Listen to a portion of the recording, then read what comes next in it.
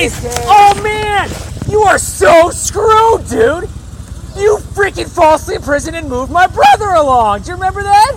On that meeting? Yeah, the one where you didn't know the median, you called back and apologized. Yeah, and then the funny part is then I found the right violation right after that. Really? Yeah. We didn't get that voicemail, man. Too bad. It doesn't matter. You already called up saying you moved us along illegally.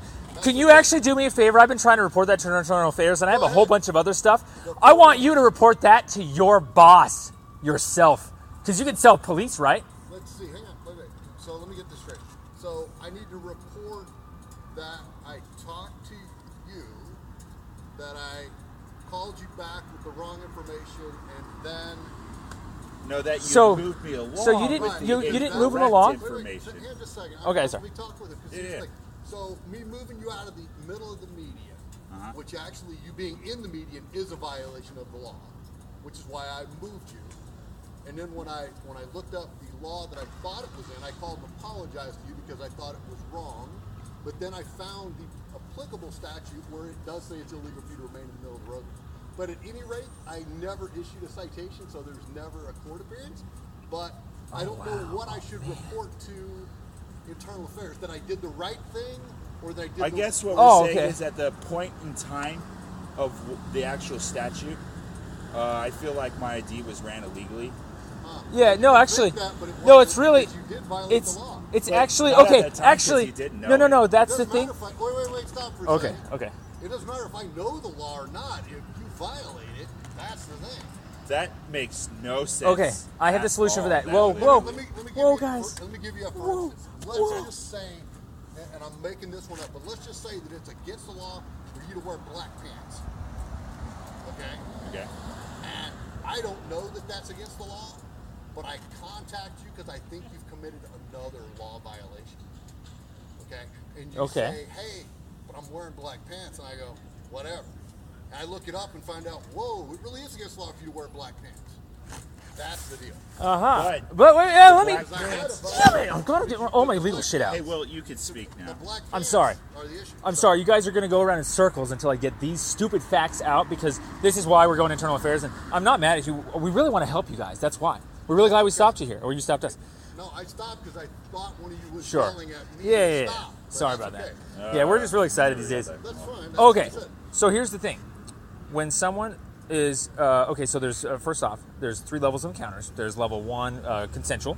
Which is kind of what this is. Yeah, exactly, Level 1, yep. Level 2, reasonable suspicion, where you're detained. Level 3, probable cause, where you're either written a ticket or going to arrest. Maybe qualify for a ticket. And so you have to be, for probable cause, it's that you're under arrest, and then if you qualify for a ticket, then you get issued a citation. But you have to arrest somebody, not physically, but you have to detain them under probable cause. Probable cause to issue a citation. Exactly. That's the same thing as probable cause for the arrest. Same thing. Right. Okay, so because a citation is an arrest, but it's just a non-custodial. Yeah, it's a non-custodial arrest. Exactly. So terminology is good here. The problem with your case here is that it's very, very similar, if not identical, to a lot of other situations where we had, where the reasonable suspicion to detain someone has to be justified at its inception, be reasonably related to the scope of the stop, and short in duration. And the reason why you stopped us, and the reason why you detained David, the original reason, was over a statute that didn't exist. And then you apologized later that you impeded on his day, and it doesn't matter if it exists. The reason why you moved him was not for that statute, because you couldn't list it off. You couldn't, if you were to write him a ticket for that, if you were to go to court over that, you would be wrong. Because you moved me off of a DOT, non-existent thing. You already moved him along, and you already apologized. So the elements had never anything to do with median. And when you ran my ID at that time, I wasn't on the median. I had probable cause to believe that you had committed a crime at that point. Exactly, which is what crime? We're maintaining staying in the road. But that's not the reason why you moved him. That's not. If you were to write him a ticket, the moment that if he decided not to be moved along and been written a ticket first, you would have written him the traffic DTOT or CDOT ticket. We would have never found out about a median ticket, not unless we kept talking to you and badgering you about it. That's the same thing. It's not the same thing. It's a different charge. It's different elements. Well, here's the thing. You didn't even know your element. What we're trying to say is you didn't know your elements, and you didn't actually read through your statute and to see which someone would fit first. before That this. thing is always after the fact. When your civil rights come into active, when you're detained, is the conceptual moment at that time. When you say wrong one, that doesn't make sense because you said, I apologize. Yes or no? Later reading it, yes. Okay, Oh, so- by the way, that's for case law reasons. I don't really care breaking that law, not like murder and other obvious bad ones, because it's unconstitutional. I don't feel like it was a safety issue for cars. Okay, well you could argue that with the state legislature. I'm not the Yeah. one that writes the laws. Okay, Yeah. but when they put that law into effect, you violated it. Okay, now you can say, oh, I didn't know the right statute number. Well, okay, so the thing is, if I'd have written you the statute that I originally thought it was under, that one I didn't have the elements for, and that charge would have been dismissed. However, Yes, exactly. The charge that did apply, that I found once I researched it more, okay, that one would have applied. Oh, sure. Yeah, if you want to pick up somebody again Oh, after you do an yeah, if you investigation, see after you get me, the elements, I'm get a not warrant out arguing for him, with arrest that, him then, yeah. that's the next seizure for that charge. What we're saying is If you you weren't were seizing him seized for that in the original parking charge. lot. Or you seized him for a statute that didn't have elements being And I met. guess he could re-detain me later since he Yeah. saw me in a crime. Oh, yeah, you can read, yeah, exactly. But all we're talking about Is the moment you moved him along. Right, I have the legal authority to do so.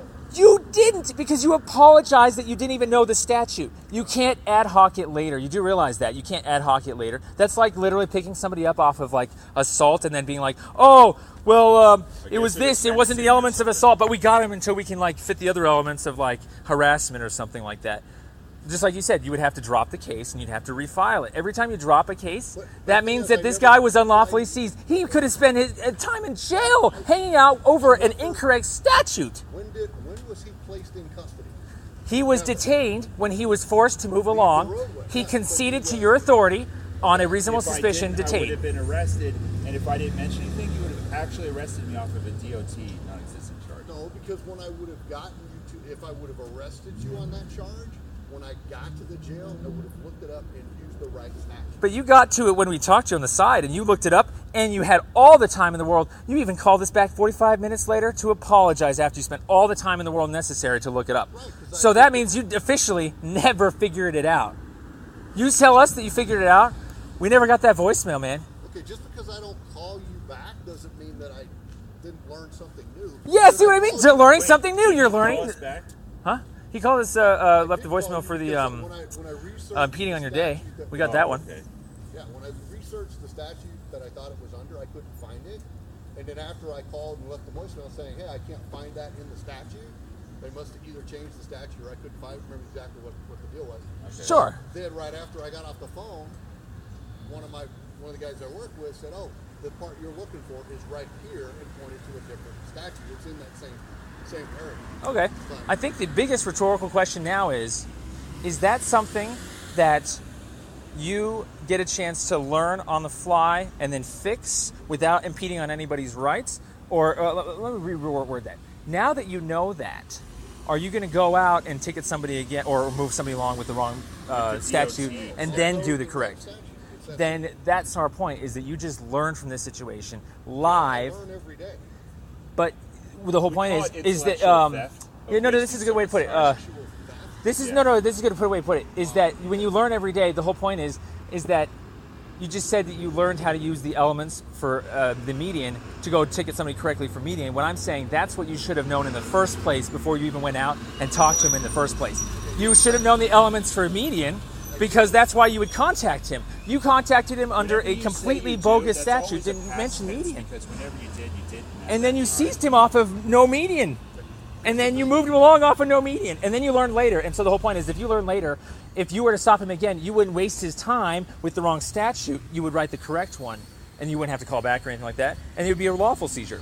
Here, since it's all ad hoc and after the fact and so forth and so on, every single cop is going to try and get away with subjective What we're reasoning. trying to get at is every other police officer is trying to ad hoc learn on the spot from ticketing us off of an incorrect statute and ended up wasting our time. Yours And- is the minimalist, but you technically did the same thing that we now have 50 other police officers doing to us. It's really basic. You go over the elements first, so you know which statute, and then you fit them to the elements, and if they don't fit, then you don't do anything. You don't seize them or so forth. The thing is, though, and let me just kind of throw this wrench in the gears a little bit. I knew it was wrong. I just didn't have the right statute. How can you know something's wrong without knowing the statute? Did you read about it If I in walk the up and I past? see a dead body on the street with a knife in his chest, I'm pretty sure that's a homicide. But I don't know. It might not be a homicide. It might be a suicide. It might be the fact that not only is it not a homicide, it might be self-defense. Oh, But yeah. How am I going to investigate that? I'm probably going to start by investigating that as a homicide because it kind of meets the elements to that to start with. Until I get more information Yeah. and move along. Well, And I'm probably going to go back and I'm going to look at the Colorado Revised Statutes and I'm going to look up the exact definition of what type of homicide it is. Is this a first-degree homicide? Is this a second? Exactly. But the thing is, I'm probably not going to know those elements, all of them, because have you ever read the entire CRS book? Have you read all the state statutes? Actually, almost every one of them Do now, you have yeah. them all committed to memory? No, if but I have ask- access to them. Okay, At I all do times. too have access to them, but the thing is that if I'm not looking for the exact element, and I'm trying to pick a particular element, and I don't have like a smart search to find that one word I'm looking for, I have to kind of do my research and look through it. Like I said, I knew what he had done was illegal. I just didn't find the right context, which is also why I didn't cite him. Boy, when you Reasonable. called back and apologized saying you impeded on his day, that was no indication that you knew previously that it was wrong. You actually apologized. At that point, yeah. And then, like I said, and then 2 minutes later, no, because I Yeah, 2 minutes later, you So- reneged again. You actually went back The whole on it. point That's the about whole a point. I was right, and then I was wrong, and then I was right again. Actually, you were never right in the first I place. was right when I contacted him again because he had broken the law by But standing you in the middle of the didn't road. because the That's the contact. part. It doesn't matter if I know the law or not. He still violated the law. Okay, so back to the murder, where you're filling up the elements for murder. Okay. You would have to write down enough elements to fit a warrant affidavit in order to send out a warrant form, right? If I was to go to a warrant, So the elements. have him standing there over the body with bloody hands. Yeah. I might just cuff him right there without a warrant. Well, that's reasonable suspicion, Anything sure. that's obvious, reasonable suspicion Yeah. of a statute. But what I'm that's saying what is the elements you would have to have approved by a judge usually, or take your chance at the warrantless arrest affidavit before you go ahead and have his Fourth Amendment rights be violated, or potentially through a seizure. Okay. So once the seizure happens, the seizure is always based upon the original reason for the stop, and if you can't articulate anything else that you were stopping him over except for that CDOT statute, that's why we're going to court, is because you unlawfully seized him over the wrong statute. The reason why is the particular place and time is it makes it vague. And when can you tell me? 3 weeks later it's illegal? Arrest me 2 days later? I have no obligation at all to tell you it's illegal. No, but Or- Unless I arrest you, and then Yeah. I have to explain to you what you're being charged with. But, I have no. I mean, if I have an obligation to tell every citizen what's illegal, I would do nothing but walk around. Well, that's because you Oh, yeah. walked up to me. That's not in on general. you as a citizen to know the laws of our society. Well, that's because you walked up to me, and that was only in the context of calling back and saying it's this one law. What if you were to do that 2 months later, 3 months? The whole point is the conceptual time of detainment should have been that statute at that point in time instead of yeah. later Or that hey, day. let's put it this way. You weren't detained throughout the day. You were detained momentarily to get you out of the roadway. Okay, I have And then a after that, pinnacle it kind of became concept. a consensual contact when you guys, similar to this, where you guys wanted to debate all of the legal status. Okay, so At that point, you guys. that second contact. You demanded Yeah. my ID though. okay, Yeah, I did. so okay, Initial contact, because at that point, like I said, you No, were no, sorry. breaking The second law. contact, not the median. When we were in the parking lot, you ran our I don't IDs. think no, yeah, remember I'd ID have to- too, I'd yeah, have to- I don't remember. yeah. But anyways, okay, I'll this is take what, your word for it. yeah. Okay, so this is what I think we're trying to get at. I'm glad we're getting this far because we haven't. It's really hard to talk to cops today. So thank you. Well, But here, well, let me finish what I was saying because I didn't get a chance to say my actual statement. I'll let you say it. Just Okay. can I just say one comment? Okay. Little commentary. Sure. Okay. You two guys, honestly, when I contacted you the first time over on Drake, I had no idea who you were. Right? Sure. You guys do not have a good reputation for being polite to police officers. Now politeness, that's weird because we obey their commands every time. Well, no, I didn't So forth and so on. I didn't say you fight with them. Yeah. It's just that you guys seem to want to get into these arguments. I shouldn't say you weren't polite. Just kind of you're very argumentative. Well, when our rights are being infringed, yeah. I mean, Well, if you were being as you kidnapped, see- yeah. As you see it, but Well, so far we've been right 30 times. then answer me this question: why aren't you guys living in like a huge house up on top of a hill somewhere? Because that's a stereotype, and we don't care about that rich of stuff. And technically, we're still in the bind of it. You want to know the real reason why that? That actually leads me to my entire statement here. So the problem with us is that everybody comes out first, profiling, starting with the element of the defendant, whether it be holding a sign or being on a median or sleeping or whatever, camping, curfew, and they're all poverty-related status, homeless type discrimination, potentially tickets. The reason why we say discrimination is because they never go through their elements. We offer the information usually on the streets if we know it. Like, hey, we have a map, we used it, and so forth. And then we end up going to court because they say save it for. They say save it for court, and we save it for court, and we win in court. We use the map and so forth. And so our problem is that these cops that didn't use that map that night are going to use a map now because they kind of intellectually stole the solution from us that they didn't know before. They weren't doing their jobs before. Now they're going to do their jobs now. Now that one cop is going to know that there's a difference between holding a sign and actually soliciting. Yeah, that was another one. Another guy is not going to ticket someone on private property every.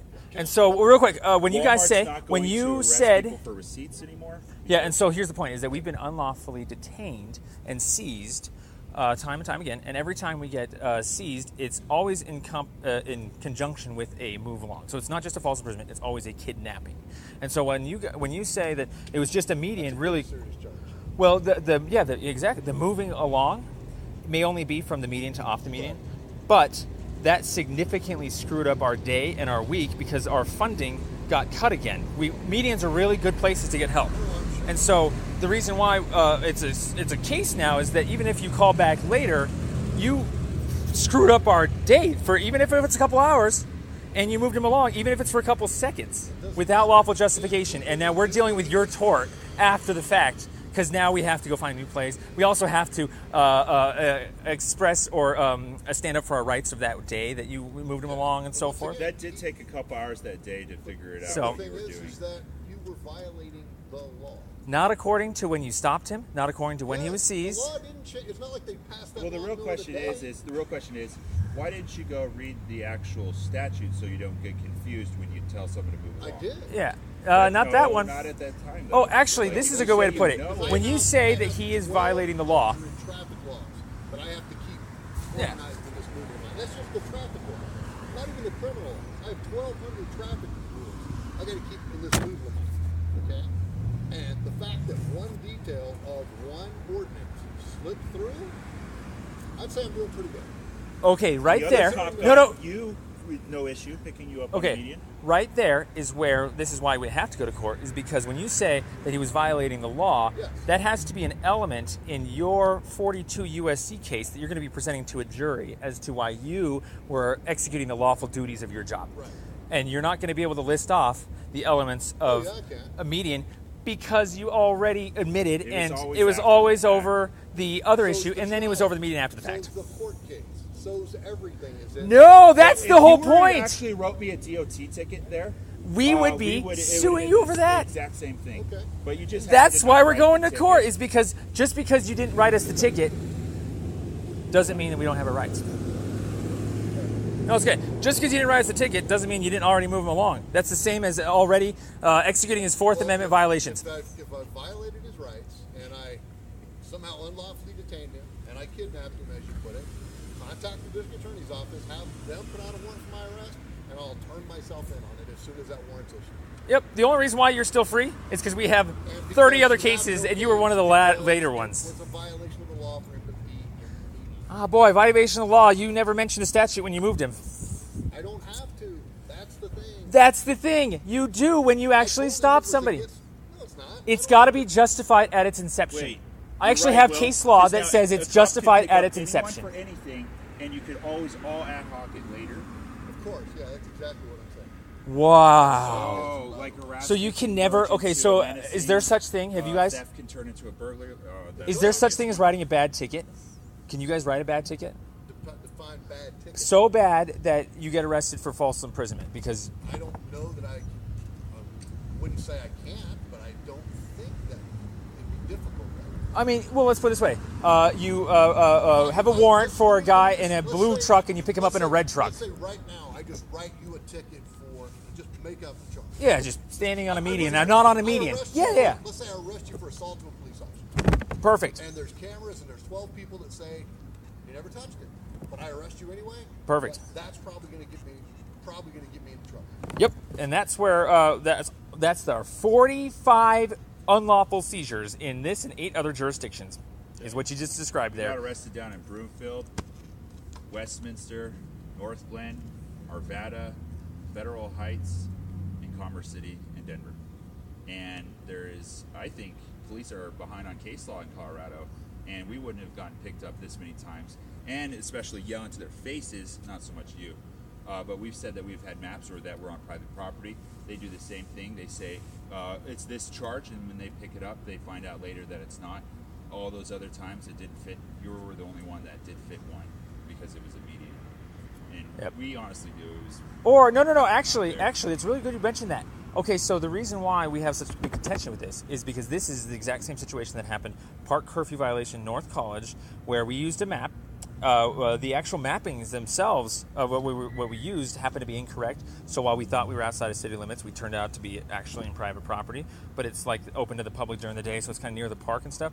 And so when they took us to court, they lied to try and cover up that they didn't pick us up in a park. They pointed to in the park and so forth and so on. That's and then a great basically example. once they found their body cam footage and basically we probed them, we asked, so if we were to be over here, you would have gotten us for trespassing. And they're like, oh yeah, absolutely, because those are the elements for that over there. They could have. And that's kind of what you're saying right now about the median elements is, oh yeah, those are the elements right there after the fact. We figured it all out after the fact. They could have got us on trespassing. They were even saying it, but it was too late because we They weren't are- even breaking it anymore. So Yeah. that was kind of the second. Same part. thing We here. were around You the couldn't corner. get us. I mean, you could, but it would be the same strange thing of, if you want to get us, then everyone's going to wonder, okay, is the cop not going to get in trouble for the first time he failed to pick us up? It's one thing if you see me on a median and later you find me walking down the street and you're like, hey man, I read it later. You're under arrest. I saw you on a median.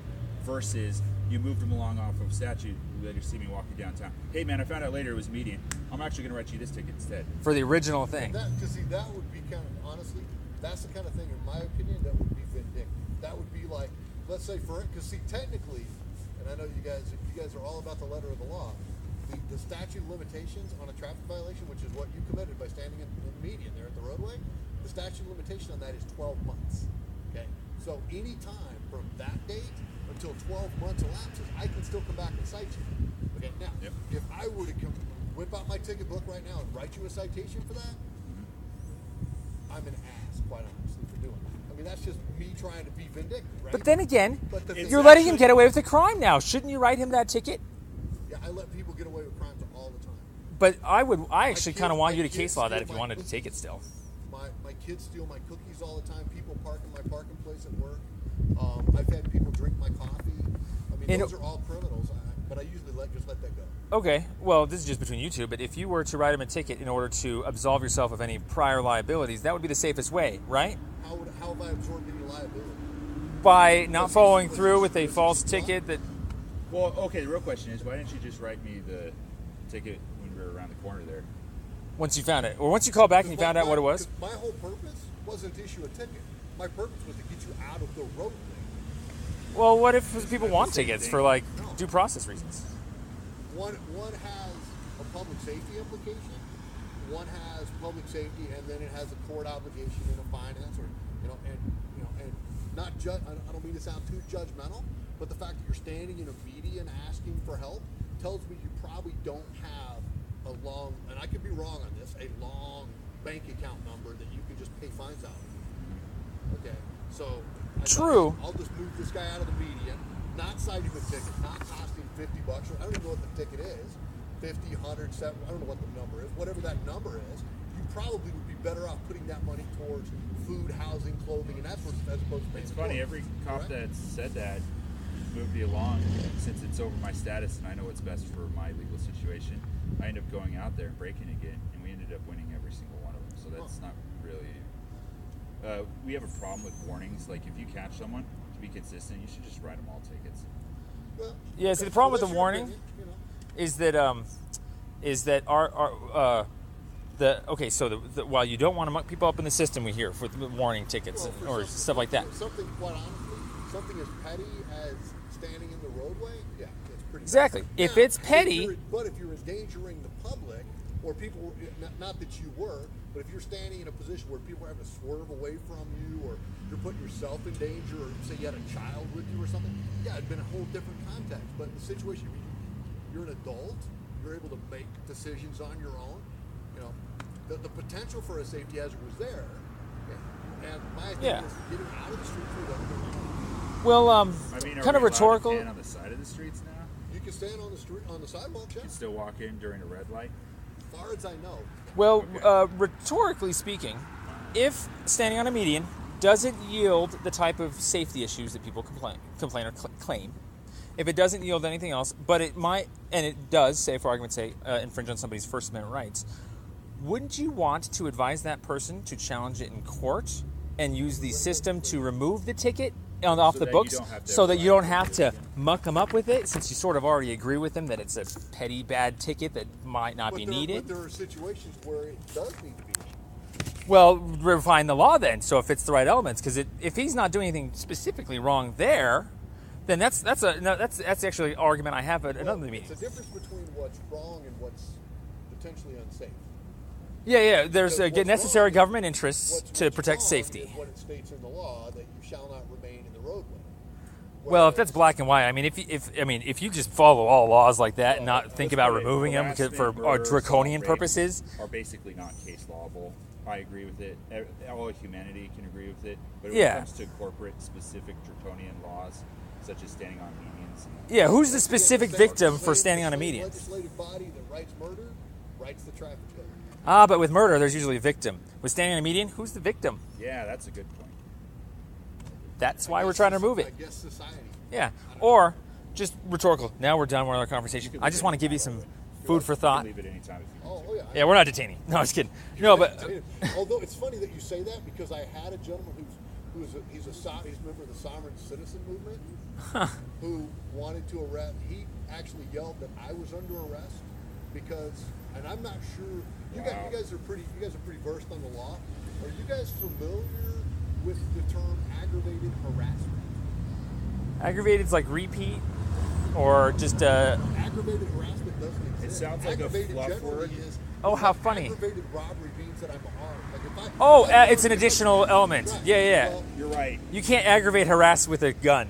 Yeah, that's menacing. If it's a weapon, it's never harassment. Or something. Right. Well, he was saying it was aggravated harassment, and I was committing aggravated kidnapping by stopping him because he ran a red light, and he doesn't believe in our traffic laws because. And are you guys familiar with the sovereign citizen movement? They're free to move about the country. They don't have to have a license. They're not driving. They're traveling. Which is true constitutionally. I've read it. Yeah. Like Quakers with the cart. We're a little different with that, but yeah. Modern. They're driving motorized vehicles on public roadways. We generally refer to that as drivers. By state law. And but they're not commercial. Yeah, but he was kind of funny. He was like going on about. He goes, well, I'm gonna. He's calling 911 to report me. And he wants me, or he puts me, as he put it in, their citizen's arrest, and I'm not free to leave. And I was like, wow. Yeah. You should totally arrest that guy. And I was like, wow, that's an interesting. That's a false imprisonment. He didn't. If you don't consent to his authority, and if he doesn't physically seize you, then he didn't physically try to stop me. He could say it, but he didn't try to tackle you. I thought it was kind of funny when he said, "You can't leave," and I was like, So he never actually followed through. He just said a bunch of stuff, and there's nothing that you did because there's nothing you would do. Oh man, that's freaking awesome. I was like, because if he follows through with it, then that would be a really bad thing, unless he has the probable cause and stuff. He started to he acted initially like he wanted to fight with me, and I was like, this is not going to end well. Because I mean, as you guys point out, you're normally polite, you follow commands. Not even when we are, and I'm going to go with your argument that we're violating your rights, you guys comply. Yeah, we go the bureaucratic route. Yeah, and that's the only way you can't go. With that guy. Quite honestly, that is the proper channels for that, because as you guys have seen... Well, for some things, not so. I mean, you have to case law like park curfew. If you can case law things the hard way and challenge it constitutionally in the courts, versus asking for injunctions and stuff. The physical with police officers. You guys know at some point we're just going to keep calling cops until we get well, there's fine line here. As a good example would be don't ever resist a physical arrest because that's what you leave in the streets Exactly. or in the courts. let him do it. However, He's wrong. however, I got framed for not cooperating, for not showing my ID for a ticket, thinking that that's some argument you can't have in the streets. When if they don't have probable cause, I don't have to show them my papers. So that's something that if you get charged with obstruction, then that you do file it in court, charge it in court. Again, you fight it in the courtroom. But as keep in opposed mind to- that that's like charge stacking because you guys don't really know if you have probable cause yet. You're just kind of, and plus ID showing. By the way, I still can't figure out how you can obstruct somebody's arrest by not showing them your ID first. Like I was behind a fence and they didn't even get to me first. Long story. On a different note, to Whatever. answer your question, there's this thing, you know this, of the home rules. And so each municipality in each state tend to gravitate toward their own cultural needs and wants. Right. And when it comes to that guy, you said he ran a red light. See, that's the problem. That's a safety issue. That's not really a constitutional, unequal application, discriminatory issue. Unlike the tickets that we've had that seem to be affecting only one group of people and are misapplied. And technically, with the red light, I agree with that. I wouldn't challenge that. Or if I did, I'd feel like a loser trying to argue safety of someone going through a red light. Right. So, Yeah, Yeah. His argument was that he didn't need to have a driver's license, he didn't need to have insurance, he didn't need to have a license Emissions, plate. Yeah. which I mean, And- bureaucratically, there's a fight there I've seen. yeah. Right to Yeah, travel. but- License, yeah. But Because the whole point of driving is if it's not commercial, then it's not really taxing the system heavily with big trucks and stuff. Well, it doesn't matter if you're taxing So. the system with big trucks or not, you're still driving on the public road. But that was the whole purpose of the right to original travel was creation that of the driver's license you can't was tax somebody for commercial, driving. for extraordinary machinery that they needed to tax them for, and that's Well, and why you also paid for yeah, it. and also to make sure that the people operating it were trained and properly operating it correctly, Yeah. so that they didn't have this. let's put it this way. That's a bureaucratic fight we're saving for last ourselves. We feel like there's probably some rights in there. I don't like having to. Probably some other things. Well, from a like a poverty standpoint, asking everyone to go get all these things set up for a license when they should be able to just be safe on the roads, and then basically if they get they're not hit, safe, if then they happen to they not do their know, own small then you claims. can kind of get them. You know. But that's why there's insurance, and then it's a debate on whether a person should have insurance or not. Yeah, insurance. That's we tend to stick to the easy battles. So The Constitution is usually pretty simple. well, yeah. They get a lot harder than it should be. No. Yeah. In fact, this is how simple it is, and this is kind of what we always like to leave with all these cops now. So thanks for listening. This is how far we've gotten. We figured potentially that there are some corporate laws in the books, and in corporate law, we feel is some sort of profile that doesn't necessarily set up elements of an actual crime, but it makes it easier to catch the people. And so we find that these There profiles. tends not to be victims, which makes Yeah. it even harder. So to these fight. profiles are blanket policies, we'll call them. We'll list them off. Park curfew violation, constructing a structure, camping, three unrelated rule, panhandling, standing in a median. No victims directly, but there's indirect victims. But the whole reason why these blanket policies are put on the books is for your side of society, the rich people, to basically think that it's Generalized easier corporate to interests. police that way. You don't have to worry about the meth heads or the graffitiers at night with the park, so long as you take away everybody else's park night It was a voting rights. issue. Get rid of parks, you don't have to man them. Yeah, with you don't have to man them as much. And so it's the cutting corners of the saving money that we're not that demographic, that we have absolutely no reason why we should be able to be in a park or be on a median or just hold a sign somewhere.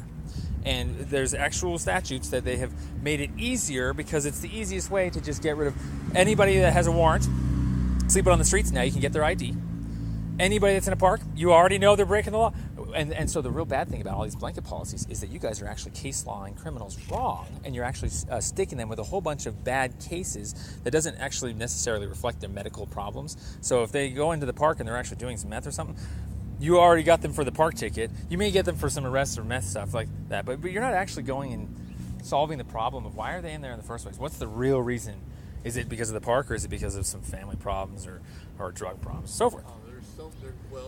Every person that we meet that's homeless has a different reason why they. Yeah, exactly. So that means that when you guys use these blanket policies, you aren't capable, as far as we can tell yet, of not falling into some sort of profile and being shy of a couple of elements. So we get picked up all the time for just being homeless because they think they can assume, all the other elements can be met. Oh, he's in a park. Oh, yeah, all this. Oh, he's trespassing. One, the defendant. Two, the state of Colorado. And then the rest 4 or 5 elements just don't add up. Don't even. And now we're at the point where we're stinging cops with fake charges, and now I'll get arrested for fake shoplifting cheese for not showing my receipt when you. That's just a receipt stop. He cited a ticket for not showing his receipt. Now that Walmart at a Walmart, has a policy going around that people think that Walmart employees have the right to detain you for receipts, and that's not evidence enough for shoplifting. And yeah, I'm missing a lot to that. Okay, well, let's just finish with this. Be very careful about your elements. Always meet the elements first, and then see if the person fits the elements, but don't actually start bending the elements. For instance, there's a bench area that's the east side of Safeway there, downtown. Oh, down this way, yeah. Oh, sorry, it's right there. Yeah. I was like, wait, I'm already over here. about to close? Yeah, okay. So yeah, filling with rocks. If you look at your City Docs plat, 143-year-old plat online, citydocs.fcgov.com. If you look at your maps and stuff, it's public land. This whole thing is a 100-foot right-of-way. It's never been any issue whatsoever. I got a cop to fake arrest me on private property trespassing there one time because a fence went up illegally in the right-of-way. It had nothing to do with private property. It had no permit. It had nothing to do with anything. It was just some business owner that was just committing a crime. And because they didn't go through their elements and they got me first, they thought they could fill in the elements, and now they're stuck going to court over the wrong case, sending me to trespassing private property court. Haven't met a single element, and it's such a bad backwards investigation. I've actually already talked to the business owner, and they don't even claim that's their land. So that should be pretty easy to subpoena everybody. Or motion to dismiss because you guys are actually missing elements on the actual charging document itself. Yeah, that's what we're afraid of. That's what we're so concerned about. That's your unlawful seizure. You didn't fit the elements before. It's the wrong statute. So we're really glad to get this far with you. Hold on, we'll leave here. Since you moved me off of the median for equal application, if I go take pictures of that we buy ugly houses and yard sales, can you go tell them not to do that or issue them a ticket? Themselves? Yes. Yeah, those are supposed to. Actually, I called them. Okay, good. Okay. Because it's the same thing being in a median longer than necessary. Because it's where the public, any matter of fact, any of the public right of way. So if you have a roadway where there's like you've got like in this case it's not really good because you don't really have it here. Say you have the curb and you have a grassy strip, and then you have the sidewalk. Well, the grassy strips in most places, especially along the you okay, bud? Yes. No, I just got a disability. My stomach's all fucked up. It's always fucked Look up. like you're gonna throw up. Dry, just air. Okay. He has trouble burping, getting air out. Yeah.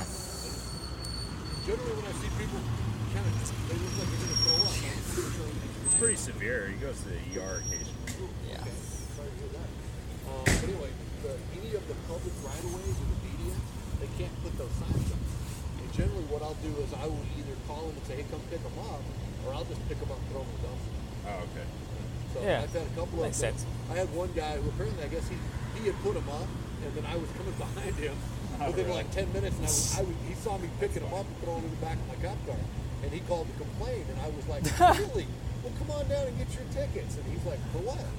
And I'm like, "Or you pick your signs, just go get your signs." And he was like, "Oh, I didn't know I couldn't do that." I'm like, "Yeah, you can't put signs up." So, yeah. That works. Well, for constitutional reasons, I don't think any person should be removed from the median. The signs. Or at least refine it so that it's like Colorado Springs, where it's like if it's a grade or too small, or there's legitimate reasons for safety. Here, it's just like if you're on a median longer than necessary. How can you articulate a victim out of that? I'll say this: we've been panning all over this town on medians everywhere, and we've never had an issue once. And we're going to use those stats in his new median. Yeah, we can't even use your issue as a stat because you didn't stop us for that. So. And it just no really offense. disturbing that we were over at the movie theater, and it really helped us a lot. That was our community over there, Timberline and Harmony. Okay. And that's a small off-put median going into a neighborhood and / marketplace. And we were seen there by removed, cops for like 10 years, feet, and driving by every day, and then out of hundreds nowhere. cops pass by us, no one, obviously that one argument. But the problem I see with that is none of those cops saw it as a safety issue, and so. Yep. Or I don't want to say coincidences here, but there was an article that came out 2 days prior of Colorado Springs revamping their panhandling law or their median laws, and then out of nowhere, I got to see who else has been cited or so. You know. We occasionally do, and I hate to use the term re-education, but where we update our training with our officers, where we do re-educate them, where we. Oh yeah, that makes sense. Yeah. We review stuff and say, hey, yeah, exactly. These are some issues that we're seeing in our city, and by the way, guys, for those of you who don't know it, this is against the law. Yeah, and give instance, warnings and stuff. And you guys know we changed the soliciting panhandling ordinance multiple times the last few years. Well, we've had to kind of keep up on that train, and as it evolves, we have to re-educate. We got to keep our officers updated. So, well, it's really funny you say that. You mentioned the thing at Safeway. Yeah, that was part of that was the fact that we as a police department thought that was private property, and then I think it was after.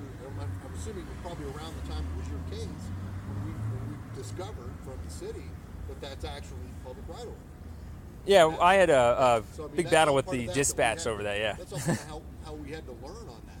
So exactly. Yeah, the non-excuse there, real quick, is we showed an email that night. We told the cops that it was public land and everything. Yeah, we and actually they gave him a still copy of the arrested us. takedown notice that said it was right of the way. problem we have is that do you have any idea how many fake documents we get handed? But that's the thing. It was only a reference to your map, the city docs plat. It was a You could reference call to up the the city business. You manager, can call up your Rob city manager. Mosby, that you could have Yeah, called. it was totally unverified, but that doesn't matter. It was. I didn't even have to. Technically, I shouldn't even have had to offer that in the first place. They're supposed to know if that's a fence and if it has a permit or not. And the whole point is. We don't know if they have fence permits. I guess Yeah, the but that's the worst thing, They is didn't that, wait, and they arrested him and did the same thing that you were doing. But basically, we were telling them all that was enough for them to put it on pause, and then next time they see him, if it is trespassing, get him. Yeah. Right there, they arrested him for trespassing. And see, the problem with that is what you say fence permits aren't your really forte or whatever. Yeah, well, there's It- no way for us to verify those. Yeah, it is. You just go down to your city manager's office. GIS department. Only if they're open. That's the thing. Exactly, and that's why you wait to actually charge them, because if you charge him first, then you actually are filling in an element of unlawful Well, that's if I charge before them you for know him. violation of the fence permit. And that's what I was supposed to get, and I didn't. I get just a plain old private property trespassing, not even mentioning if the business owner wants me there or not even mentioning if there's like no trespassing sign there or not. It doesn't have to be if it's fenced. That Statute. That's only if it's necessarily. actually on private property. A fence all alone, all by itself, doesn't actually indicate anything on the elements of trespassing second degree. It's just the enclosed nature. It's the level of trespassing, third, Right. second, or So first. you come The along unlawful with nature of it is still a separate element. You actually still, like, you're allowed to be behind there with a business owner's owner. permission. Well, with their permission, yes. Exactly. And you would, in this case, since that's not even private property, you wouldn't be seeking their permission at all. You would Right. be seeking the It's not private permission of the property. permit. Yeah, but the assumption with the fence went up was that it was private property. Exactly. And that is a very bad assumption Well, because who fences public property? construction people all the time, people who have minor They don't amendments to fence- put they through don't for fence projects. public. They don't fence public property. Yeah, they do that right there. That's a business Oh, is yeah, right encroaching. there. They got a permit to go into the right of way. Yeah, there's if you go down to the office there's a fence encroachment permit in the right of way and a fence next to right of way too close, because you can't put too close without a permit either. So those are both permits that always have to deal with purely right of way issues, purely. And what I'm saying is they filled in these elements and they think we're going to court over private property still. Actually actually trying to convict me of private property, and all the elements are the exact opposite. Every time they think private, it was public. Every time they think no permission, there was no permit. Well, you don't need a permission. Yeah. No, because it's not private property. Yeah, exactly. That. Well, even Why? if it- Why? even Why if didn't it's you try and permitted, come though, talk to you me that would night? still need permission behind it. I'm sorry? If it's permitted, you would still need permission. Yeah. By the Well, yeah. owner. But Yeah, if there's a fence in the right of way and it's got a permit, then you're not allowed to be behind there without permission. Correct. Exactly. Because at that point it's fenced, and they've taken, for practical purposes, they've taken possession of that portion of the area. Exactly. It's like if I say, hey, I give you guys a permit to take the sidewalk you're standing on. You guys could put a little fence around it, and it's technically it's Yeah. yours. Yeah. That permit's in effect. As long as the permit's valid and so forth. Exactly. And it's not some, oh, here, I'll give you a permit for that. No, it's Yeah. like Bob in the back of the truck bring that permit. Exactly. But it's, it's a legitimate deal. Yeah, and that's the difference there. But yeah. Exactly. That is honestly, David, Kaes, we're really shocked and we're amazed and we're really happy to hear this from you. Just failing to miscommunicate is kind of what I call it, because I can't stand how many conversations I've had with people over just elements, over just public or private land. And we don't have any issues on that case whatsoever. Why didn't you pick me up that night? It would have been awesome. Or you wouldn't have picked me up that night. That's true. Generally, I don't generally work after dark because it's scary. Oh, yeah, that's true, yeah.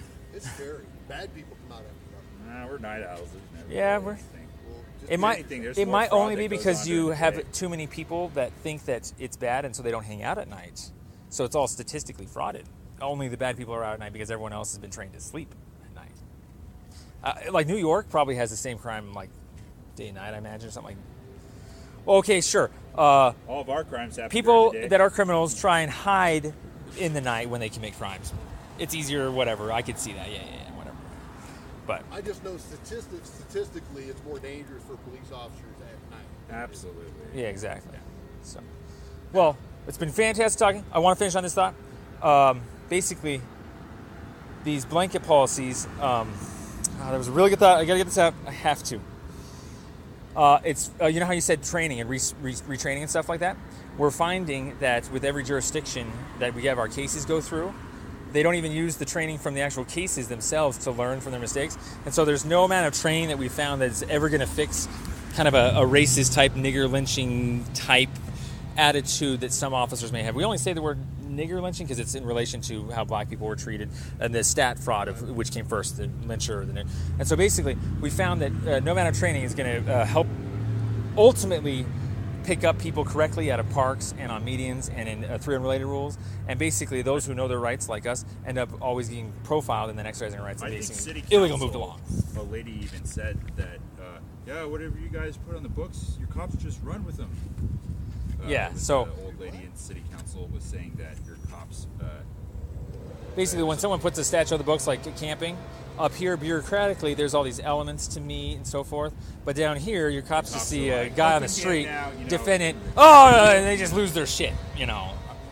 And so, Part of that is also you have to realize that there's political pressure applied to the police department about what they want enforced. yeah, and that's where the that's actually part of our complaint is when to exercise discretion, and if it's not being used for righteous purposes, if it's more for personal, you know, community or city, however they political reasons. I'll give Yeah. you the example that Yeah. we use right now is, and I don't know how, you guys seem like you follow the news pretty well, local events and what's going on. You'll know last summer we had a lot of people that were killed on motorcycles. Oh, really? Killed on motorcycles? Sorry, I couldn't hear. There were a lot of motorcycle collisions that caused these deaths. Oh, okay. So one of the things that they put pressure on us about was increasing our motorcycle enforcement. Hey, that works. Okay, much the way you mentioned the camping issue or panhandling or the smoking ordinance or this or that or whatever. Well, that's something that the city, who ultimately the city council, who we work for, if they tell us that's where we want you to focus, that's where we focus. You know, I mean, Well, Well, obviously, if there's like a festival that comes in, you gotta staff more for the new issues in town. So. Yeah. Like we don't disagree with a lot of your policies. It's just more of application and conduct about the interaction between the officer and the person. That's usually where it goes bad. Yeah, there seems to be a lot of contention of what's conduct versus status, and so a lot of homeless people or people consider status, but maybe what some other people are doing is conduct. And then basically, you guys always have your political, corporate, I don't want to say your extensions, but basically we find that it's very difficult for cops to understand how to enforce people's constitutional rights and stuff when all they know is the city's corporate laws. But, you know. well, I mean, we start with it. The thing is, though, is every decision that we make has to be guided by the Constitution first. Yeah, true, but there's all sorts of problems that haven't been case law to iron them out. Whether You know. the city ordinance is written one way or another, if it's a violation of the U.S. Constitution, we know it's going to be found in Constitution. Yeah, or you hope that people are going to case law it eventually correctly. It should be stopped up front, but somebody should look at it and go, we can't write this law this way because it's unconstitutional. You would think. Yeah, that, or now, sometimes. again, we're asking legislators to think, which isn't their forte. Yeah, Because well, we've seen some of the laws they've come up with. yeah, and actually, an interesting path that we haven't taken yet, because we didn't know about it, was injunctions. So you can kind of go ask a judge to say this city shouldn't be enforcing this law because we think it's unconstitutional. They rule on it, and the judge says, I won't be enforcing these tickets anymore, and so they're kind of effectively forced to not enforce it. So we have a lot of paperwork. We're going to get to these injunctions eventually, but we're just trying to find a niche or a place where we can We came from a special agency, or we're going to talk about special agency with Bob, but we came from a municipal hearing with him. And so this is our gist real quick, is it's very difficult that we have found to be hometown natives, struggling to get on our feet, but not in a house or rental, disqualified from the shelters or not accommodating enough. So I have a disability that I need food access, and they only offer 5.5 hours sleep, and they're different religious institution. So it's a lot of disqualifications. And so if someone can't get into the shelters for good reason, because it's private entity, and they can't sleep in the town, in a shelter or in a housing or something, with all the other laws that we have in the books, park curfew, camping, so on and so on, we were literally told kind of to leave town. And so where do you sleep without hiding from cops? Pay structure. Yeah, so we told Bob, we were like, hey, your special agency, if we qualified for it, what's one of the conditions is to remain law-abiding. Well, we are breaking your laws every night by sleeping in our vehicle, and so we're kind of tired of that. We don't want to conspire to break these rules. We don't want to live in hiding or persecution, secrecy. We want to just find a place to sleep, to get on our feet, and have people be intellectually honest with us that if we can't make it into the shelters, that they're not going to ticket us to oblivion. So far everyone thinks camping is camping, and we told Bob, is there any place to sleep with protection of the elements? He said no. So that's why we get hiding, and we human traffic. We get tickets all the time for other places. Too far away. Money, and it's too far away. We were originally on our bikes, and I couldn't bike out of town due to my back injury. So so it's just real basic stuff. That's a 20-mile round trip on a bike. They cost like $7 a night. I mean, think about someone who is a Can't you get like a year pass? I think you can, yeah. Well, think of a place where someone needs to sleep because they're a victim of a tort. This isn't just a... And they don't have money or a family or things like that. And so... Tort, what do you mean by your tort? A tortfeasance is a crime. Your workman's comp frauded you, someone stabbed you. Those are all torts. A false imprisonment is a tort. A crime is a tort. Anything. Harassment is a tort. You have judgments against you. No, we have... We have people that have wronged us, that have taken us away from our time and our abilities to keep moving forward with regular life. And so we're down here, and we're trying to get our time and money back, and also our places and stuff, our rights. Actually, most importantly, my reputation. I have bad wrongful convictions on my record. You mentioned you can't get into housing. Yeah, housing is automatic, no felons for like apartments and everywhere, and the cost is through the roof with the 3 unrelated rule right now. And I tried for a decade fighting my wrongful conviction to stay in the housing while also trying to find good jobs. You guys mentioned that you can't get housing. Okay, I get the fact housing's expensive. I know that because I got to pay it too. Everyone does. See, I have 4 roommates. Are they all? None of them have jobs because they're my 4 kids. Oh, I was gonna say you're breaking the 3 unrelated rule. Just kidding. And the thing is, which was kind of funny when I rented my house. I talked to my landlord. And he's like, "Yeah, it's this number of dollars," and I'm like, "Okay." And he goes, "Yeah, it's a 4-bedroom place. You split that up 4 ways. You got." I said, "Yeah." I already have 4 roommates. And he's like, "Well, yeah, that'll work out great for you." I said, "Yeah, none of them have jobs." My oldest 2 now have jobs, but at the time I was like, "Yeah, I'm still single dude paying for all of this."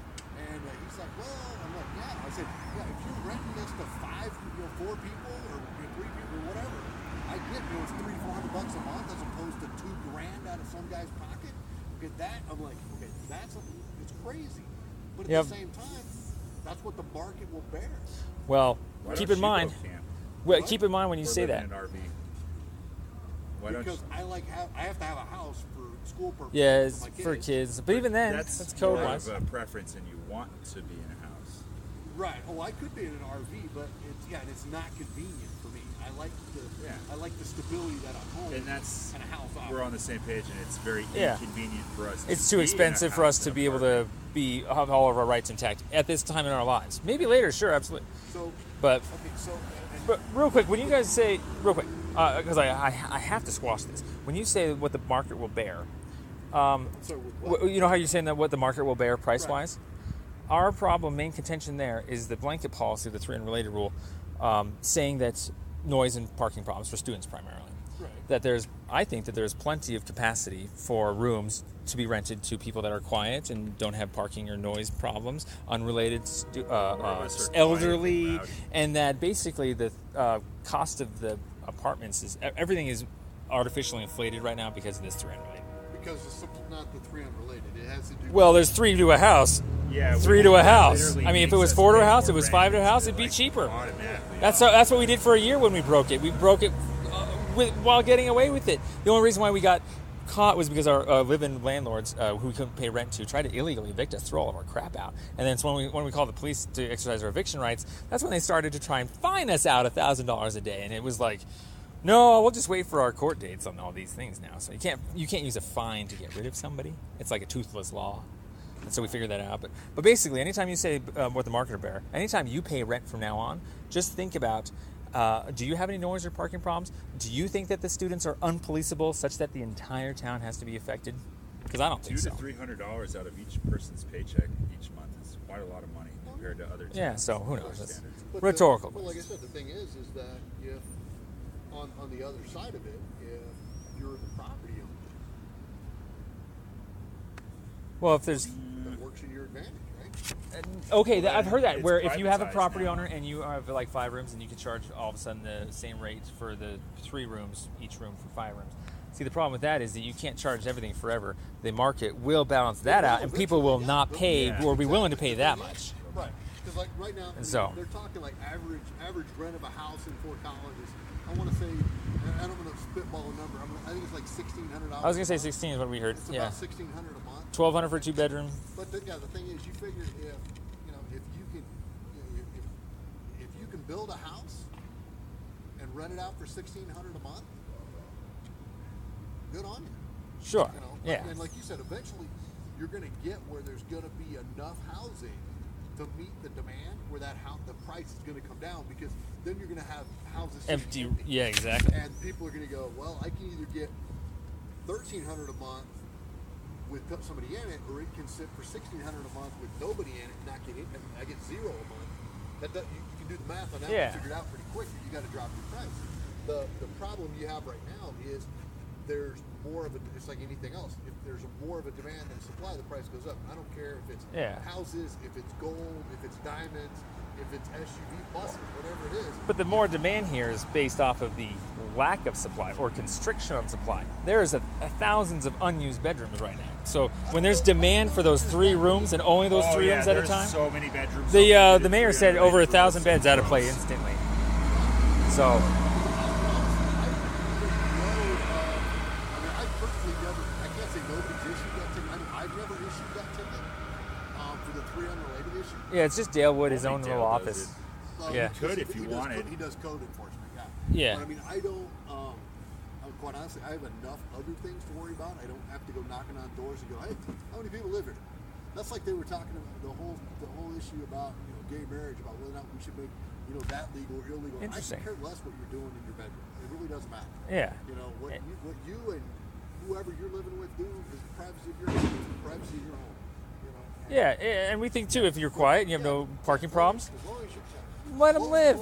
Or the neighbors across the street don't see it, I'm good with that. Exactly. But yeah, the thing is that like I said, the supply and the demand, and anybody who owns property here that's got a rental, because there's several people that own rental properties, and that's their income. That's Yeah, how they make it's money. investment, Yeah, or so they say. The thing is that at some point they know that investment value is going to come down. That they're not going to be able to get $1,600. Yeah, you're gonna have to fix it up, things like Especially that. as fast as they're building apartments and everything around, especially around the campus. I mean, eventually they're going to get a saturation point. It's kind of like right now we're starting to see where you have all the microbreweries. I mean, there's I think 20. That's true. I think there's 25 microbreweries like within. Either in Fort That's Collins- capitalism for you. Do I? Well, I say that's capitalism for you. Instead of just a big brewery, just Exactly. You Whole have bunch of the separate thing is breweries. that you have these entrepreneurs that have found a way to make money, and God bless, go for it, do great things. But at some point, you get so many of them that either they price themselves out, or there's so much I could competition. totally see them going out of business. Yeah, Yeah, they here start, and there. and we've had a couple of them that have already dropped. So that's the one thing I actually am going to admit I'm okay with capitalism is because it does have some biological evolutionary type And it's competition. That's wonderful. upsides to it. You know, because you create survival of the fittest, yeah, They stuff have like to- that. They have to have either a better product or a better price or better service.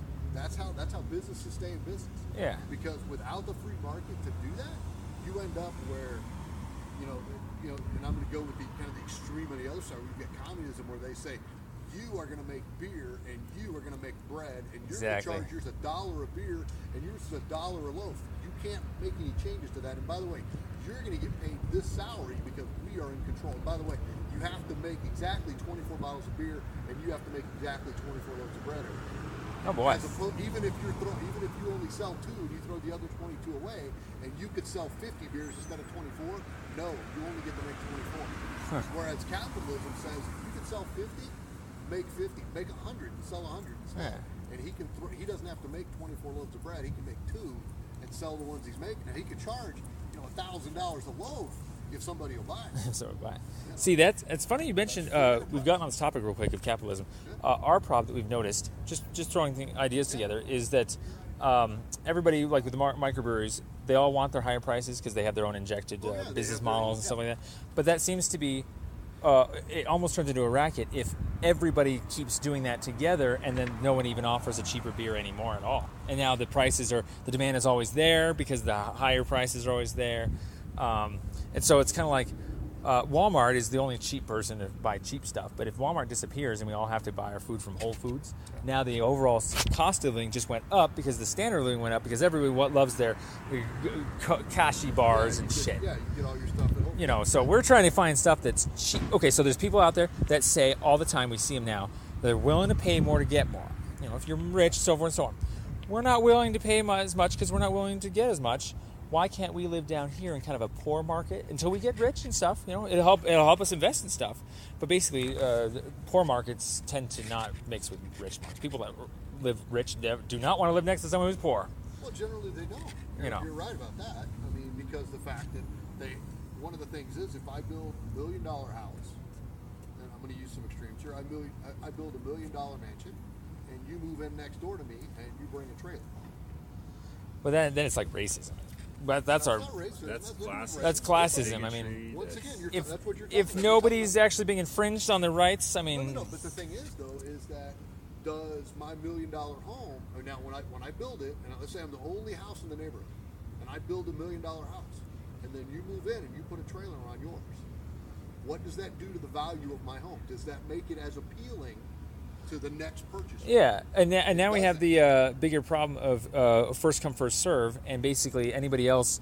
We've noticed that when all land gets taken up here and all the businesses get taken up, people have to live farther and farther. They have to pay to play, is what it's called. up to the preference. If that guy really wanted it to buy it, it's worth $1 million, and it shouldn't be but the thing devalued. is, exactly, but he may look at it and go, well, it's not worth $1 million because it's next to that.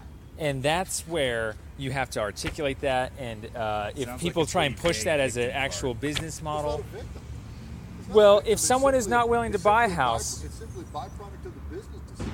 That's all. Well, think of it this way: if a lot of rich people want to do that, and they don't want to live next to any trailer parks or something, eventually, where are those poorer sectors of the people in the world going to go and live?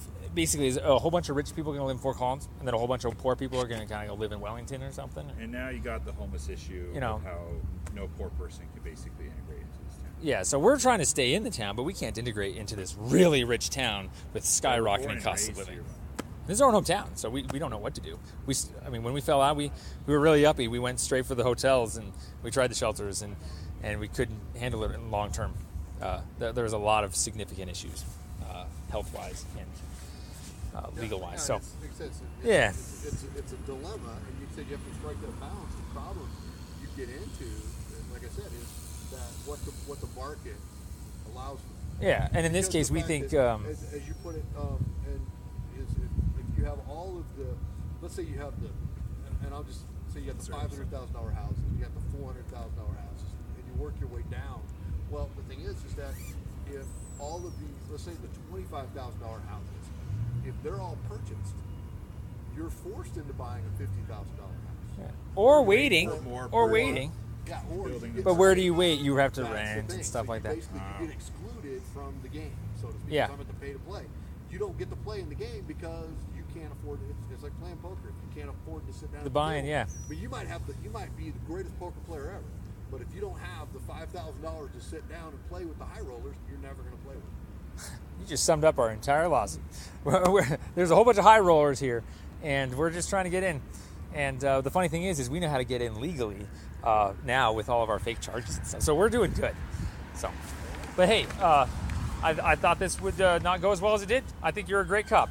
Okay. I think you guys got issues with ad hocing things after the fact. Basically, if you don't know what you're seizing them over in the first place, all your elements, and you can articulate it, you should probably do that first and then seize them. There you go. Simple as that. But other than that, other cops don't. They just lawyer up and don't talk, even though this is all benign conversation.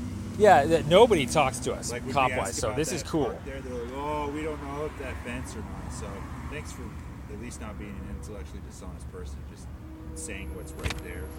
Yeah, we got more out of you than we've had all the cops in this city at this point. The reason the fence thing, and most of the time, like I said, it's a generalization, but most of the time when there's a fence around property, it's privately owned. Most of the time. Or there's like the exception here, like with the construction project where you've got, they have a special Technically, you're permit. right. If Yeah, it goes to and the you public, know, it's and still so a private forth. company doing it. But the thing is, there's still, Yeah.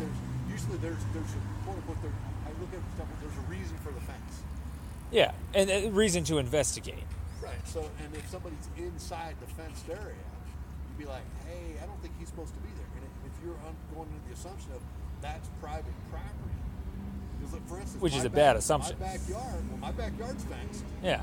If you're Well, in my backyard, yeah. you're committing a crime. Well, the reason I say assumption is because 100-foot plat right of way, your map Right, say, but oh, the it's thing is, consistent. With the body, you this could is assume. this is one of the few places where that right of way exists, though. Yeah, exactly. Yeah, And exactly. that's why it's Yeah. confusing for us. Yeah, When it yeah. comes- I don't blame him. That's why I jumped the fence, is to show that cops they were confused and they should know their elements and stuff. It was a sting. So what can I say? It's not like a murder where there's only a finite number of things they could have chosen. It's pretty simple. Yeah, it's either public or private, and it's either got a permit or it's not. And so, but hey, the whole point was not necessarily to sting people. I'm not that kind of guy. It was a fake sting for real cops. It was We a got real picked sting up a for lot fake illegally, cops. So we thought maybe jump the fence, and what do you know? It worked, and 5 cops totally arrested him. Yeah, for and fake so charges. really, you guys you're limited in your resources, and we understand that. And you have this big, thick book that you're battling against, knowing that you should know, and that's the objective probable cause, so forth and so on. What we really just wanted to do, in the end, we found out what we wanted to do was a sting for the DA's office, and so the DA took the charge. They rubber stamped the shit out of this document, and went all the way up to the ethers. And now I've talked to Bob. I've given him the email chain. I've given him the plats of the city. He still thinks I'm trespassing on private property. Going to court. So it's a bluffing game. It's an image problem thing we've noticed with people that don't want to admit they're wrong. And the city has a really big reputation for being a good I place. guess what Will's trying so to forth. say, be careful what you write, because a dirty DA might actually take it. Yeah, nobody might stop you. Yeah, no one might protect you. No one will stop you, but you. One of the things you brought up, the whole elements of the offense, one of the things that I always verify is if I am arresting someone or charging someone with something, then I do that. Generally Which is speaking. why after the contact I had with you, Yeah. I went back and that's why I started digging through the legal notes. And when I couldn't find it, that's why I'm like, hey, you're right, I can't find this in there. And then of course, as soon as I hang up the phone, my partner goes, oh, you're looking for the media thing? I'm like, yeah. He goes, it's under section. I forget where it is now, but it's I've highlighted it in my book so I can find it again. I'll give you reasonable suspicion, but I won't give you the stop itself. Probable cause. All it needs reasonable suspicion. Well, even reasonable suspicion has to be articulate and justified at its source. And Did articulate it was he just, median, he wasn't boy, supposed to be there. the actual, Right? You actually, always say it second, actually, though. You said DOT. actually, the actual Whenever you say statute. DOT and median, I just don't No, count it. DOT is where we get the definition of median and roadway. That's where DOT comes in. Well, the whole point of reasonable suspicion is that it's got to be justified at its inception. Exactly. And like I said, and I knew And it was you already going up admitted front. that it was what you thought at its inception was a CDOT ticket. No, And no, that's I when you can't- showed up, let me stop and then you. you apologized I can't after it. write a CDOT ticket. But were you halfway detained there, him, and and were you just would vague, have that's had all. we not argued that. If we said, write its ticket right now, do it. You gave us the statute that you thought it was, and you would have written us that ticket, and then we would have gone to court, and we would have won. And that's all we're saying, is that since you didn't write that ticket, that doesn't mean you absolve yourself of any liability. You already moved him along, as if the whole point is we don't need to actually take a ticket in order to exercise our rights if we're unlawfully seized. Right. So there's a Fourth Amendment violation. The thing is, you weren't unlawfully seized. Ooh, you made he was moved. Right, but it wasn't unlawful. Oh boy, again. You know what? I think This is why we're going to have a judge and jury decide this one. I think we're just going to have to agree, or we're going to disagree on that topic. Yeah, no, that's Because, like I said, you're looking at it from the standpoint of I didn't, and correct me if I'm wrong on my summary here. You're going by the statute. I didn't know the specific statute that he was violating, therefore I couldn't enforce it. As opposed to I knew he was breaking the law, I just didn't know exactly which one. It sounded like you didn't know the statute at all, and you got called your and apologized, and it was over. And then only if your friend told you did you decide to all of a sudden call back. What if your friend never said that? What if you never looked it up? Then I would have gone the assumption that I was wrong. But now I know I'm not. Exactly. There we go. Yeah, that after the fact, for you to learn after the fact, See, I was and right not at the repay him beginning. for his troubles. See, I was right in the beginning, and then I doubted myself, and then I was correct. Boy, when you write in the beginning, the whole point of writing guess in the what beginning was was that you would be articulating the median in the beginning as to why you're moving along. You articulated a different statute for why you moved him along. I guess what Will's trying to get at, and this was every other cop, is this big thick book. If it's so hard, why can't you guys find other solutions so that you can search term friendly it Beforehand. to a computer so you can Like- search term like it the- or something to avoid. Well, I do, these but I don't have scenarios. access to that here. Well, you have your You could've patrol took a vehicle, picture right? of being totally got me in the act and then go do your thing and then come get me. You see the contention? Yeah, why didn't you whenever go don't look up read all it, your stuff it's before always you gonna talk to him? involve a slight waste of time. You know, if it's so free, if it's in your book. It did. So it wasn't a waste of my time. Because that was the point, was to get you out of the meeting. Technically speaking, he was already out of the median when you told him that he was violating a median charge. He was standing in the middle of No, the meaning when he was in the median and then you moved him along for that issue, you moved him along for a CDOT issue. No. The CDOT media thing is all one issue. Okay, so when So you it detained wasn't him, a citation. when you seized him, what statute were you seizing him under? Laws. He said the general DOT entire book of it is what he sees me on. Oh man, that's not articulate. Oh, that's not the reason. Hey, we love you, David Kaes, but we're gonna have to have judges and juries decide that Okay. because that's ad hocing, and that happens all the time with us. And You the, could say If it's this ad was hoc. the only issue, it wouldn't be an issue. But the fact that we got picked up, honestly, I lost how many times? 60 times now through all the jurisdictions. It's becoming a tort through your police departments of everyone using the big thick book argument. I'll just leave it yeah, at that. and you might have gotten lucky. You might have found a statute later, but what you did of seeing him first and kind of losing your shit first, and then knowing that I just know there's a statute in there somewhere, but not actually knowing the elements. You didn't know the right statute. It was the wrong statute, and you did the exact same thing that every other cop has ever done to us. The element's pretty simple. He's in the roadway standing. Not Uh, in the crosswalk. We went through the elements of the CDOT that you mailed us, and it didn't have anything to do with anything that he was in violation of right there. Yeah, we actually read over that. Yeah, what you mailed us. But did you find, like I said, did you find the statute where you cannot remain in the roadway? Well, later on, I don't know if that exists or not. We'll put it this way. You never called us honestly, back, those- so we don't really know, do we? It's just hearsay. I mean, you say that it's illegal to be in a meeting. We don't technically know because you never wrote him that ticket. So Fair enough. it's kind of why. So There's other issues I would specifically research, and that one is so generalized. I didn't really care about reading it. If it's in the middle and I'm doing it for my status, freedom of speech, then we have other I really have an issue. First Amendment rights we're going to challenge over whatever. We just like people knowing their shit before they go out, and that way they don't have to try and ad hoc and learn after the fact and claim no liability. Okay, we'll sum it up like this. I want to leave, but what you did was apologize. Every other cop feels like they can't do that, and they need to keep going with their fake charges. Yeah. Keep holding So since you apologized, we're still holding you to a fire of a fake charge. We're martyring you as a much less of an issue. You're a much safer cop than most other cops who will literally It's pretty dangerous cover when up they will- everything. We Like, caught him purging and submitting false documents. I have You know. nothing to cover up. So. well, if you when I've made mistakes, not to say I never make a mistake. But Yeah. when I make a mistake, hey, it's my mistake. it's the easiest way is to own up to it right away. The other thing is, it's a lot easier to remember the truth than it is the lies. Wow. That's Wow, awesome. So, Well, because You're better than most cops out there. Well, you know, the thing is that the one thing that I can do, and not that I would do this, but I can do a lot of bad stuff as a police officer and still keep my job. Probably get away with it and stuff, Saying, yeah. No, not Or get away with it, but I'd be held accountable. If let's say I crashed my police car. oh, I see. Yeah. Let's say I'm not paying attention. I'm texting and driving. I'm looking at my computer. I'm doing whatever, and I run into a tree, and I crash my car. Okay. Now, I've got several choices. A deer ran out in the roadway, and I had to avoid it. Exactly. What are you gonna tell your boss? I can say, yeah. And the thing is that, or I could just say, hey, you know what? I wasn't paying attention. You're right. The road curved. I went straight. I hit the tree. Wow. Yeah. I wish every cop had Yeah. that. Every cop does. Yeah. Even though there's a lot of legalese argument behind it, you were the only one that ever called back and apologized for impeding on his day, as you said. So that's literally more than about 50 cops that we've run into.